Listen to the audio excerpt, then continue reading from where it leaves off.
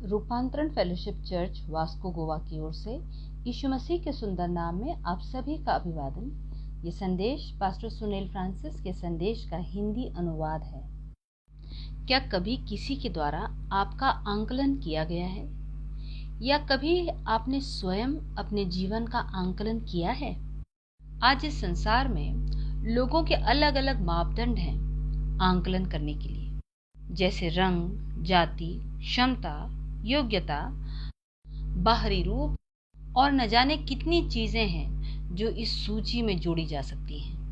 हम सब भी आकर्षक और सुंदर दिखना चाहते हैं ताकि दूसरों के द्वारा हमारी प्रशंसा हो, और खास तौर पर जब बात महिलाओं की आती है तो बाहरी रूप को बहुत अधिक महत्व दिया जाता है। आज मैं बाइबल में से आपके सामने एक ऐसी स्त्री को लाना चाहता हूँ जिसे उसके अपने लोगों के द्वारा अस्वीकार किया गया, उसके बाहरी रूप के कारण। शायद आप में से बहुत से लोग अपने आप को इस स्त्री के जैसा ही पाएंगे। इसीलिए आज के इस संदेश का शीर्षक है अस्वीकृत लोगों की आशा। इस अस्वीकार की गई स्त्री के विषय में जानने के लिए हम पढ़ेंगे उत्पत्ति की पुस्तक, उसका 29 अध्याय, पद 16 से 35 तक। वहां बाइबल इस प्रकार से कहती है, लाबान की 2 बेटियां थी, जिनमें से बड़ी का नाम लिया और छोटी का राहेल था। लिया की तो धुंधली आंखें थी, पर राहेल रूपवती और सुंदर थी। सो याकूब ने, जो राहेल से प्रीति रखता था, कहा, मैं तेरी छोटी बेटी राहेल के लिए 7 बरस तेरी सेवा करूंगा। लाबान ने कहा, उसे पराये पुरुष को देने से तुझको देना उत्तम होगा, सो मेरे पास रह। सो याकूब ने राहेल के लिए 7 बरस सेवा की, और वे उसको राहेल की प्रीति के कारण थोड़े ही दिनों के बराबर जान पड़े। तब याकूब ने लाबान से कहा, मेरी पत्नी मुझे दे और मैं उसके पास जाऊंगा, क्योंकि मेरा समय पूरा हो गया है। सो लाबान ने उस स्थान के सब मनुष्यों को बुलाकर इकट्ठा किया और उनकी जेवनार की। सांझ के समय वह अपनी बेटी लिया को याकूब के पास ले गया और वह उसके पास गया, और लाबान ने अपनी बेटी लिया को उसकी दासी होने के लिए अपनी दासी जिल्पा दी। भोर को मालूम हुआ कि वो तो लिया है, सो उसने लाबान से कहा, यह तूने मुझसे क्या किया है? मैंने तेरे साथ रहकर जो तेरी सेवा की, क्या वो राहेल के लिए नहीं की? फिर तूने मुझसे ऐसा क्यों छल किया है? लाबान ने कहा, हमारे यहाँ ऐसी रीति नहीं कि जेठी के पहले दूसरी का ब्याह कर दें। इसका सप्ताह तो पूरा कर, फिर दूसरी भी तुझको उस सेवा के लिए मिलेगी जो तू मेरे साथ रहकर और 7 वर्ष तक करेगा। सो याकूब ने ऐसा ही किया और लिया के सप्ताह को पूरा किया। तब लाबान ने उसे अपनी बेटी राहेल को भी दिया कि वह उसकी पत्नी हो, और लाबान ने अपनी बेटी राहेल की दासी होने के लिए अपनी दासी बिल्हा को दिया। तब याकूब राहेल के पास भी गया, और उसकी प्रीति लिया से अधिक उसी पर हुई, और उसने लाबान के साथ रहकर 7 वर्ष और उसकी सेवा की। जब यहोवा ने देखा कि लिया अप्रिय हुई, तब उसने उसकी कोख खोली, पर राहेल बांझ रही। सो लिया गर्भवती हुई और उसे एक पुत्र उत्पन्न हुआ, और उसने यह कहकर उसका नाम रूबेन रखा कि यहोवा ने मेरे दुख पर दृष्टि की, सो अब मेरा पति मुझसे प्रीति रखेगा। फिर वह गर्भवती हुई और उसके एक पुत्र उत्पन्न हुआ। तब उसने यह कहा कि यह सुन के कि मैं अप्रिय हूँ, यहोवा ने मुझे यह भी पुत्र दिया, इसलिए उसने उसका नाम शिमोन रखा। फिर वह गर्भवती हुई और उसके एक पुत्र उत्पन्न हुआ, और उसने कहा, अब की बार तो मेरा पति मुझे मिल ही जाएगा, क्योंकि उससे मेरे 3 पुत्र उत्पन्न हुए, इसलिए उसका नाम लेवी रखा गया। और फिर वह गर्भवती हुई और उसके एक और पुत्र उत्पन्न हुआ, और उसने कहा, अब की बार तो मैं यहोवा का धन्यवाद करूंगी, इसलिए उसने उसका नाम यहूदा रखा। तब उसकी कोख बंद हो गई। आज हम पद 16 और 17 पर अपना ध्यान केंद्रित करेंगे। इस पूरी घटना की पृष्ठभूमि यह है कि अपने पिता इसहाक को धोखा देकर अपने बड़े भाई एसाव की पहलौठे की आशीष को चुरा लेने के बाद एसाव से अपनी जान बचाने के लिए ही याकूब अपने माता पिता की सलाह पर अपने मामा लाबान के पास पद्मराम भाग जाता है। याकूब अपने मामा लाबान की छोटी बेटी राहेल से प्रीति रखता था, क्योंकि वह रूपवती और सुंदर थी। उसका मामा लाबान उसका विवाह राहेल से करने के लिए इस बात पर राजी हो जाता है कि इसके बदले में याकूब 7 वर्ष तक उसके लिए काम करेगा। और क्योंकि याकूब राहेल से प्रीति रखता था और उससे विवाह करना चाहता था, इसीलिए 7 वर्ष की सेवा उसे कुछ दिनों की सी लगी। पर 7 वर्ष की कठिन सेवा के बाद जब विवाह का समय आया तो उसे अपने जीवन का सबसे बड़ा झटका लगा। लाबान ने राहेल की जगह उसके पास अपनी बड़ी बेटी लिया को भेज दिया। लिया के शरीर में एक दुर्बलता थी, जिसके कारण उसे अपने जीवन में बहुत संघर्ष देखना पड़ा। वो धुंधली आंखों की थी और यहीं से लिया के जीवन की कहानी शुरू होती है। आज हम लिया के जीवन को 2 पहलुओं से देखेंगे। पहला पहलू है लिया जिसको त्यागा गया, जिसे अस्वीकार किया गया। किसी भी व्यक्ति के जीवन में विवाह एक बहुत ही महत्वपूर्ण घटना है। यह उसके सपनों और उसकी आशाओं के पूरे होने का समय है। हालांकि सांसारिक आकर्षण के पैमाने पर लिया आकर्षक नहीं थी, उसकी आंखें धुंधली थी, पर फिर भी उसकी आंखों में बहुत से सपने थे। अपने आने वाले जीवन के प्रति उसकी बहुत सी आशाएं थी। लिया नाम ही शारीरिक कमजोरी को दिखाता है।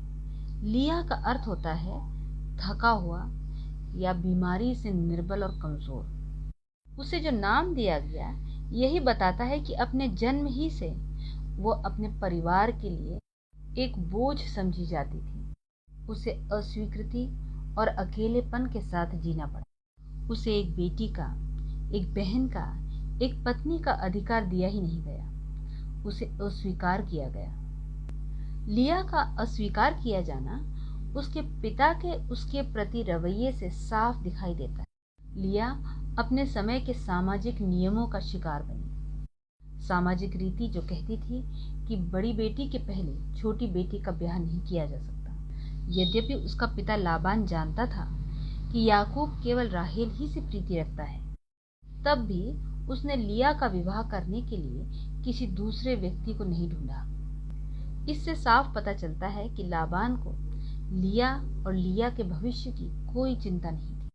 लिया के प्रति अपनी जिम्मेदारी से पीछा छुड़ाने के लिए वो उसे याकूब पर थोप देता है। छल करके वो लिया को याकूब की पत्नी बना देता है। लिया ने भी सोचा होगा कि शायद याकूब से शादी के बाद उसके जीवन की परिस्थितियां बदल जाएंगी, पर उसकी सारी आशाएं धूल में मिल गई। याकूब ने भी उसे अस्वीकार कर दिया। जब उसे पता चलता है कि राहेल नहीं पर लिया को उसे दिया गया है तो वो नाराज हो जाता है, क्योंकि उसके हृदय की प्रीति केवल राहेल की प्रति थी। यह हमें पद 20 से स्पष्ट हो जाता है, जहां लिखा है कि राहेल की प्रीति के कारण उसे 7 वर्ष की सेवा कुछ दिनों के बराबर जान पड़ी। पर लिया याकूब के लिए भी बोझ थी। याकूब लिया के लिए और 7 वर्ष सेवा करने के लिए तैयार हो जाता है, और बावजूद इसके कि लिया अपने पति के साथ रह रही थी, तो भी वो इस बात को भली रीति से जानती थी कि उसके पति की प्रीति केवल राहेल के प्रति थी। विवाह के बाद के अगले 7 साल लिया के लिए त्यागे जाने और नकारे जाने के साल थे। राहेल के साथ याकूब का विवाह हो जाने के बाद तो परिस्थितियां और ज़्यादा बिगड़ गईं। अपने पति से वो पूरी तरीके से दूर हो गई। जब कभी वो अपने पति के लिए संतान उत्पन्न करती तो उसे लगता शायद अब उसे प्रेम किया जाएगा, अब उसे सम्मान दिया जाएगा, पर वो केवल बच्चा पैदा करने का जरिया बन के रह गई। यहाँ तक कि उसकी अपनी बहन ने उसे अस्वीकार कर दिया। पूरी घटना को पढ़कर हम समझ सकते हैं कि राहेल चिड़चिड़ी, झगड़ालू, ईर्ष्यालु और कड़वाहट से भरी थी। लिया के प्रति वो घृणा से भरी थी। 30 अध्याय के 15 पद में हम देख सकते हैं कि अपने पति के साथ के लिए भी लिया को राहेल के आगे गिड़गिड़ाना पड़ा। 16 पद में लिया याकूब से कहती है, तुझे मेरे ही पास आना होगा, क्योंकि मैंने अपने पुत्र के दूधा फल देकर तुझे सचमुच मोल लिया है। यह एक पत्नी और एक बहन के रूप में लिया की दयनीय स्थिति को दिखाता है। लिया की स्थिति बहुत सी भारतीय महिलाओं की जैसी है, जो बिना शिकायत करे सब कुछ सहती है। उनकी उपेक्षा की जाती है, उन्हें शिक्षा से वंचित रखा जाता है, पुरुष प्रधान समाज में उन्हें दबाया जाता है, शोषित किया जाता है। ना उन्हें अपने माता पिता के घर प्रेम और सम्मान मिलता है, ना अपने ससुराल में। इस कहानी में राहेल प्रतिनिधित्व करती है हमारे समाज की उन संभ्रांत महिलाओं का, जो निरंतर कमजोरों को दबाती हैं और उनके जीवन को और अधिक भयावह बना देती हैं। कि लिया प्रतिनिधित्व करती है हमारे समाज के उस वर्ग का, जो कि पीड़ित है, शोषित है और संभ्रांत वर्ग की दया पर निर्भर है। प्रियो, हमारे समाज में, हमारे आसपास ऐसी बहुत सी लिया हैं। ऐसे लोग जो किसी विशेष लिंग, वर्ग, जाति, रंग या बाहरी रूप के चलते बहुत सी पीड़ा को भोग रहे हैं, दूसरों से अलग कर दिए गए। ऐसे लोगों के प्रति हमारा दृष्टिकोण कैसा है? ये लिया के जीवन का एक पहलू था, पर उसके जीवन का एक और पहलू भी है। लिया जिसे स्वीकारा गया। उत्पत्ति 29 अध्याय की 31 पद में हम इस प्रकार पढ़ते हैं, जब यहोवा ने देखा कि लिया अप्रिय हुई, तब उसने उसकी कोख खोली। धर्मी और न्यायी परमेश्वर ने देखा कि लिया अप्रिय जानी गई, उसे अस्वीकार किया गया, और उसने लिया के जीवन में काम करना शुरू किया। एक यहूदी परिवार में बेटे का पैदा होना बहुत महत्व रखता है। परमेश्वर ने लिया की कोख खोली और उसने एक पुत्र को जन्म दिया। इस प्रकार परमेश्वर ने उसे आदर दिया। जब याकूब अपने पिता के घर वापस लौट रहा था, तब राहेल मार्ग ही में मर गई। उसे मार्ग ही में दफनाया गया, पर लिया का जीवन जारी रहा। क्या आप जानते हैं, उसे उसी पुश्तैनी कब्र में दफनाया गया जिसमें अब्राहम ने सारा को दफनाया था, इज़हाक ने रिबेका को दफनाया था। उसी कब्र में याकूब ने लिया को दफनाया। उत्पत्ति 49 अध्याय उसके 29 से 32 पद तक जब हम पढ़ते हैं, तो वहाँ हम देखते हैं याकूब मरने से पहले अपनी अंतिम इच्छा बताता है। और उसकी अंतिम इच्छा क्या है? उसे उसी कब्र में दफनाया जाए जिसमें उसने लिया को दफनाया था। उसकी अनाकर्षक पत्नी लिया, जिसे उसने कभी ठुकरा दिया था। लिया का अतीत शुरू हुआ था एक नकारात्मक वाक्य से। उसकी आंखें धुंधली थीं, पर बाद में पवित्र आत्मा उसके विषय में लिखता है कि वो लिया थी जिसने इज़राइल के घराने को बनाया। इज़राइल के दो मुख्य गोत्र लिया से उत्पन्न हुए, याजकीय गोत्र लेवी और राजकीय गोत्र यहूदा। एक बार उसका तिरस्कार किया गया था, उसे ठुकराया गया था, पर अब पूरा राष्ट्र उसे स्वीकार करता है। जो नाम लिया ने अपने संतानों को दिए, वो परमेश्वर पे उसके अद्भुत विश्वास को प्रकट करते हैं। जब उसने अपने पहले पुत्र को जन्म दिया, तो उसने उसका नाम ये कह के रूबेन रखा कि यहोवा ने मेरे दुख पर दृष्टि की है। रूबेन का अर्थ है देखो एक पुत्र। जब एक पुत्र उत्पन्न करने के बाद भी याकूब की प्रीति राहेल के प्रति ही रही, तब फिर परमेश्वर ने लिया के हृदय की दुख भरी पुकार को सुना और उसे एक और पुत्र के द्वारा आशीषित किया। और लिया ने अपने दूसरे बेटे का नाम शिमोन रखा। शिमोन का अर्थ होता है सुनना। लिया ने सोचा शायद अब उसका पति उसे स्वीकार कर लेगा, उसे नहीं ठुकराएगा, क्योंकि उसने उसके लिए 2 पुत्र उत्पन्न किए। पर फिर भी याकूब का हृदय राहेल के प्रति ही प्रीति से भरा रहा। और इस समय परमेश्वर ने फिर लिया को आशीषित किया एक और बेटे के द्वारा, और अब लिया ने उसका नाम रखा लेवी, यह सोच के कि अब तो मुझे मेरा पति मिल ही जाएगा, क्योंकि उससे उसे 3 पुत्र उत्पन्न हुए। लेवी का अर्थ है आसक्ति। लिया को यह विश्वास था कि अपने पति के लिए 3 पुत्र उत्पन्न करने के बाद तो उसका पति उसके प्रति आसक्त होगा। पर जब ऐसा नहीं हुआ, तो उसने फिर परमेश्वर को पुकारा और परमेश्वर ने उसे फिर एक पुत्र के द्वारा आशीषित किया। और अब उसने कहा, भले याकूब मेरी ओर न देखे, न मेरी सुने, न मेरी ओर आसक्त हो, अब मैं कोई चिंता नहीं करूँगी, क्योंकि मैंने निर्णय कर लिया है, मैं परमेश्वर की स्तुति करूँगी। इसीलिए उसने इस चौथे पुत्र का नाम रखा यहूदा। यहूदा का अर्थ है स्तुति। आज के इस युग में लोग इतने अधिक व्यस्त हैं कि उनके पास दूसरों की ओर देखने का, दूसरों की ज़रूरत के विषय में जानने का, टूटे हुए हृदय के लोगों की फिक्र करने का समय ही नहीं है। माता पिता अपने बच्चों को नज़रअंदाज कर देते हैं। पति पत्नी एक दूसरे को ठुकरा रहे हैं, अस्वीकार कर रहे हैं। भीड़ में भी लोग अकेले हैं। ऐसे समय में केवल एक ही आशा की किरण है, परमेश्वर, जो न्यायी परमेश्वर है, जो दबाए और कुचले गए लोगों को छुटकारा देता है, ठुकराए हुओं को स्वीकार करता है। राहेल बाहरी रूप से देखने में सुंदर थी, पर राहेल नहीं, लिया ने यहूदा को जन्म दिया, जिसके वंश में से हमारा उद्धारकर्ता, हमारा छुड़ाने वाला यीशु मसीह इस संसार में पैदा हुआ। बाहरी रूप से अनाकर्षक लिया से दूसरों ने भले ही दूरी बना ली, पर लिया की अंदरूनी खूबसूरती ने परमेश्वर को उसकी ओर आकर्षित किया। वो अंदरूनी सुंदरता जो राहेल में नहीं थी। माइकलैंजेलो एक बार एक पत्थर की खदान पे गया और वहाँ उसने एक कोने में पड़ा हुआ एक काला सा पत्थर देखा।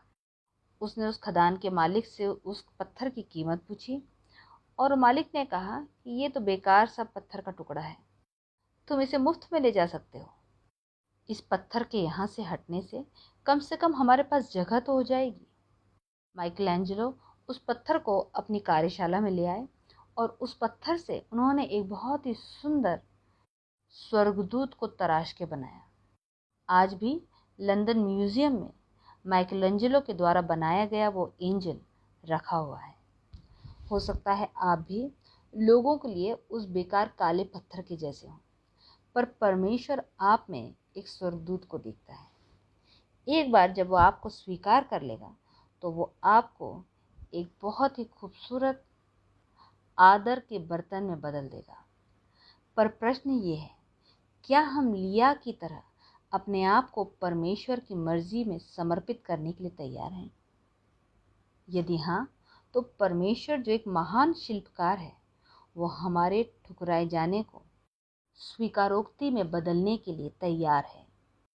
प्रियो, लिया को उसके जीवन पर्यंत ठुकराया गया, उसे एक पत्नी का अधिकार नहीं दिया गया, पर इस सब के बावजूद भी उसने परमेश्वर पर आशा रखना नहीं छोड़ा और इसीलिए उसने परमेश्वर को अनुभव किया।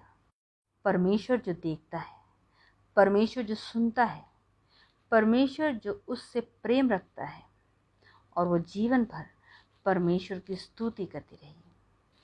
क्या आपको भी आपके माता पिता के द्वारा, आपके दोस्तों के द्वारा नज़रअंदाज किया गया है, ठुकराया गया है? लोगों ने आपको गंभीरता से नहीं लिया। हो सकता है आप ठुकराए जाने के आदी हो चुके हों। आपको लगता हो कोई आपसे प्रेम नहीं करता, कोई आपकी चिंता नहीं करता। यदि आप आज लिया के जैसी परिस्थितियों में से होकर गुजर रहे हैं, तो मैं आपसे कहना चाहता हूँ, आप हिम्मत मत हारिए। लिया के जीवन को देखिए और हिम्मत बांधिए। परमेश्वर की स्तुति करना शुरू कर दीजिए।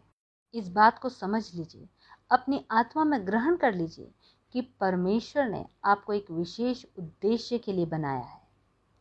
अभी आपको लग रहा होगा कि कोई आशा नहीं, पर आप अपने जीवन को परमेश्वर के हाथों में सौंप दीजिए, जो आपको वैसे ही ग्रहण करना चाहता है जैसे आप हैं, और वो आपको कभी नहीं छोड़ेगा।